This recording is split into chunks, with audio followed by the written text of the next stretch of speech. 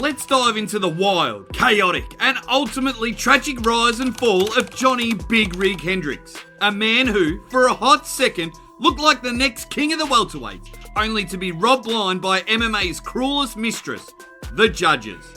If you're wondering how a guy with cement fists and Olympic-level wrestling pedigree went from a feared knockout artist to a cautionary tale, strap yourself in, because it all started with none other than George St. Pierre. First, let's remember what put Hendricks on the map. He didn't just beat guys, he erased them.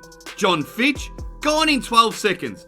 Martin Kampmann, good night in less than a minute. These weren't fluke wins either. Hendricks wasn't here to play patty cake in the octagon. He was training dudes' chins into flattened pancakes. Fitch was once GSP's toughest opponent, and Hendricks turned him into a sleepwalking zombie in one punch. Straight up terrifying. His rise wasn't just quick, it was calculated brutally. He made a name for himself by dishing out first round knockouts like he was the Black Plague sweeping through the welterweight division. And the hype was real. His wrestling was elite, his power unmatched, and his chin was more rock hard than your grandpa after his second Viagra. Hendricks wasn't trying to win by points, he was trying to end you. But then, standing in his path was the reigning, untouchable champion, GSP. Fast forward to UFC 167, where Hendricks finally got his shot at the King of Canada. What followed was 5 rounds of GSP getting bludgeoned, while Hendricks barely broke a sweat. If there were a mercy rule in MMA, they'd have called it after round 3. Hendricks rocked GSP with punches that would have flattened a rhino. By the end of the fight, the champ's face looked like a deformed Picasso painting. Some say it was a close fight because the significant strike count didn't have a huge discrepancy. But let's be honest, most of those significant strikes from GSP were nothing more than pillow hand straight jabs that did nothing more than fuel Hendricks' fire. GSP spent most of the fight shooting for takedowns and trying to avoid getting decapitated. Meanwhile, Hendricks was grinning like he had just found a new toy. Everyone thought Hendricks had done enough. He thought so. The crowd thought so.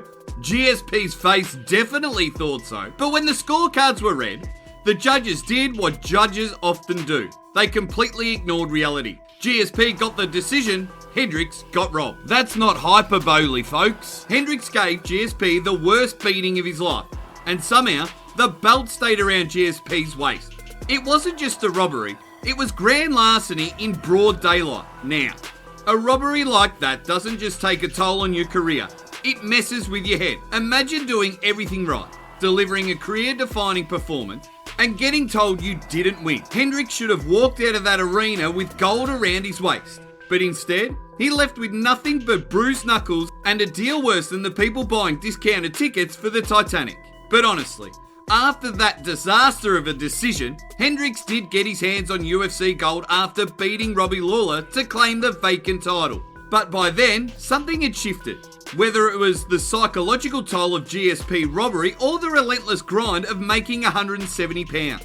Hendricks wasn't the same wrecking machine anymore. His rematch with Lawler ended with him losing the belt, and from there, it was all downhill. The Hendricks who once obliterated top contenders was gone. In his place was a guy struggling with weight cuts, missing the mark on the scale like it was an Olympic event he didn't train for. His once heralded knockout power seemed to vanish, and the losses started to pile up. Fights that should have been easy wins turned into disasters. Stephen Wonderboy Thompson made Hendricks look like he was fighting in quicksand. His confidence, nowhere to be found. As if the bad judging and career-defining losses weren't enough, Hendricks became his own worst enemy each time he tipped the scale.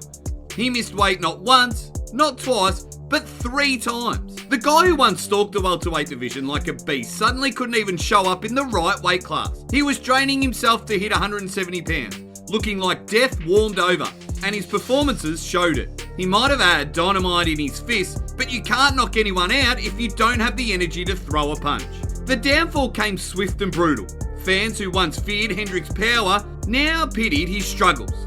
The man who was this close to dethroning GSP was now missing weight and getting stopped by guys he would have laughed off a few years earlier. The fire that once burned so bright had flickered out, and the UFC let him go after losing 5 of his last 6 fights. Johny Hendricks, a man who nearly took the throne from the welterweight GOAT, was ultimately chewed up and spat out by the MMA machine.